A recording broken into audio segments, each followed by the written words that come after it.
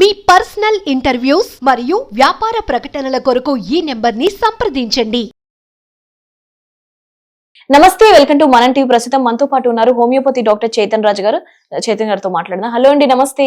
నమస్తే అండి. చైతన్ గారు, డయాబెటిక్ గురించి మాట్లాడుకుందాం. ఏం తినాలి ఏం తినకూడదు కాకుండా జనరల్ గా ఇప్పుడు డయాబెటిక్ పేషెంట్స్ కి చాలా మందికి మందు తీసుకోవచ్చా తీసుకోకూడదా అనే డౌట్ వస్తుంది. సో దాని గురించి చెప్పండి. ఇప్పుడు ఆల్కహాల్ ఉంది కదా, ఆల్కహాల్ కి అలవాటు పడిపోతారు చాలా మంది. అవును. ఇప్పుడు ఆల్కహాల్ వాళ్ళు తీసుకుంటుండ్రంటే వాళ్ళ బాడీలో ఏదో నష్టం అవుతుంది కదా. ఇప్పుడు వాళ్ళు బాటిల్ కొన్నప్పుడు దాని మీద ఉంటది కదా ఆల్రెడీ ఇంజూరియస్ టు హెల్త్ అనేసి.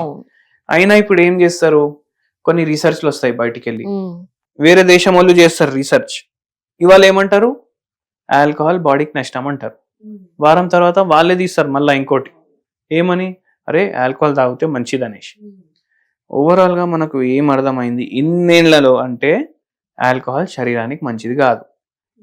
కానీ కొందరు పేషెంట్లు ఏం చేస్తారు, వాళ్ళకు ఒక నోషన్ వచ్చేసింది మైండ్లో, ఇప్పుడు బ్రాండీ తీసుకుంటే షుగర్ వ్యాధికి మంచిది అనేసి వాళ్ళు బ్రాండీ తీసుకోవడం స్టార్ట్ చేస్తారు, వైన్ తీసుకోవడం స్టార్ట్ చేస్తారు.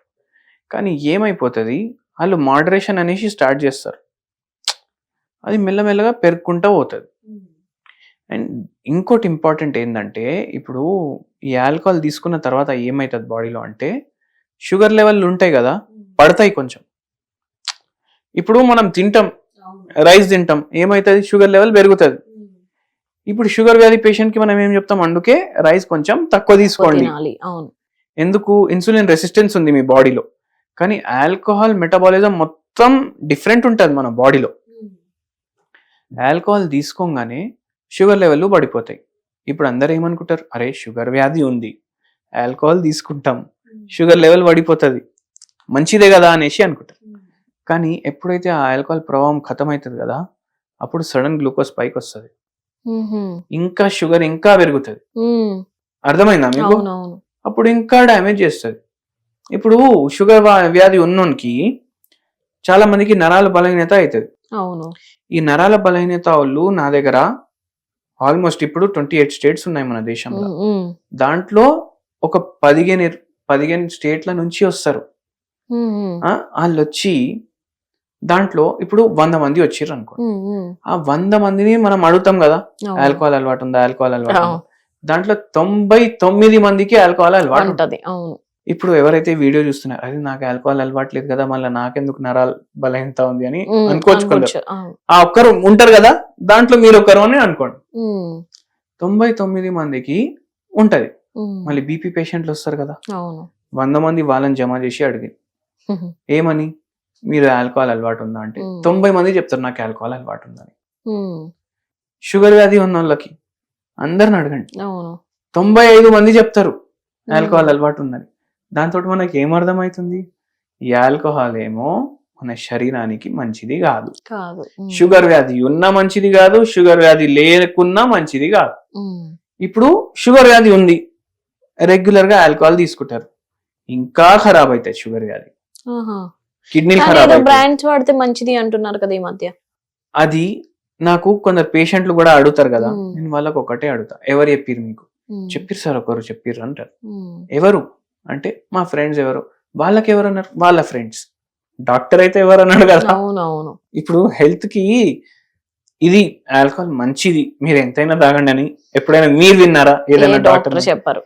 పేషెంట్లకి ఒక నోషన్, ఇట్లా ఇది తీసుకుంటే మంచిదని. కానీ అది చాలా డేంజరస్.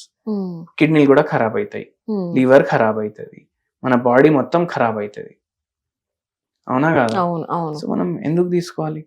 తీసుకోవద్దు. హెల్దీ ఉండాలంటే తీసుకోవద్దు. అలాగే బెల్లం కూడా, బెల్లం అంటారు, బెల్లం కూడా షుగర్ పేషెంట్స్ తినొచ్చా తినకూడదా? షుగర్ అంటే ఎలాగో తినకూడదు, బెల్లం తినొచ్చా తినకూడదా అనే డౌట్ ఉంటది.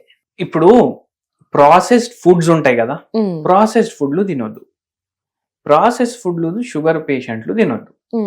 మైదా పిండి ఉంటది, అన్ని వైట్స్ తినొద్దు అనేసి అంటారు. మైదా పిండి ఉంది. మైదా పిండి అంటే ఏంది, ఆల్ పర్పస్ ఫ్లార్ కూడా అంటారు దాన్ని. అంటే అది ఏడికెళ్ళి వచ్చింది, మన గోధుమ ఇవి గ్రెయిన్స్ ఉంటాయి కదా, దాంట్లోకి వెళ్ళి ఫైనల్ ప్రోడక్ట్ మైదా పిండి. అంటే గోధుమ మీదకి వెళ్ళి ఫైబర్ తీస్తారు, దాన్ని పాలిష్ చేస్తారు, మళ్ళీ దాన్ని పిషాయిస్తారు. అది మన గోధుమ పిండి. కానీ మైదా పిండి ఏంది, గోధుమని మొత్తం పాలిష్ చేసి పొట్టు తీసి, పొట్టు లోపట ఏదైతే లేయర్ ఉంటుంది కదా బ్రౌన్ లేయర్, ఆ బ్రౌన్ లేయర్ కూడా తీసి దాన్ని రిఫైన్ చేస్తారు. రిఫైన్ చేసి దాంట్లోకి వెళ్ళి మైదా పిండి తీస్తారు. ఇది బ్రెడ్ లా, కేక్ లా, కొందరు రొట్టెలు, రుమాలి రొట్టెలు తింటారు, దీంట్లో వాడతారు. ఇవన్నిటితోటి చాలా ప్రాబ్లం, ఎందుకంటే ఇది చాలా ప్రాసెస్ అయిపోయింది. చక్కెర కూడా అట్లనే ప్రాసెస్. చెరుకులోకి వెళ్ళి రసం తీస్తారు, రసం ఏమో ఫ్యాక్టరీకి పోతారు, ఫ్యాక్టరీకి వెళ్ళి మళ్ళీ బెల్లం తయారైతుంది, బెల్లంలోకి వెళ్ళి మళ్ళీ దాన్ని ప్రాసెస్ చేసి సల్ఫర్ తో ట్రీట్ చేసి మళ్ళీ చక్కెర లాగా తయారైతుంది. బెల్లంలో చాలా మంది షుగర్ ఉండదు అనుకుంటారు కానీ అది తప్పు. ఇప్పుడు చక్కెర ఇంత మీకు నష్టం అంటే బెల్లం తోటి ఇంత నష్టం. అవును, నష్టం ఉంది. చక్కెర తోటి పోల్చుకుంటే జర తక్కువ నష్టం.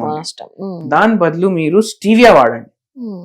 స్టీవియా అంటే ఏంది, చూడు నీకు చక్కెర లాగా ఉంటది, టేస్ట్ కూడా చక్కెర లాగా ఉంటది, కానీ క్యాలరీలు చాలా తక్కువ. ఇప్పుడు ఇది ఏదికి వెళ్ళి వచ్చింది, ఇది ప్లాంట్ డిరైవ్ సోర్సెస్ లోకి వెళ్ళి వచ్చింది. సో స్టీవియా ఏమో చాలా మంచిది దాని బదులు. ఇది దీని సార్. సో ఇలా వాడుకుంటే better. Yes, right and thank you.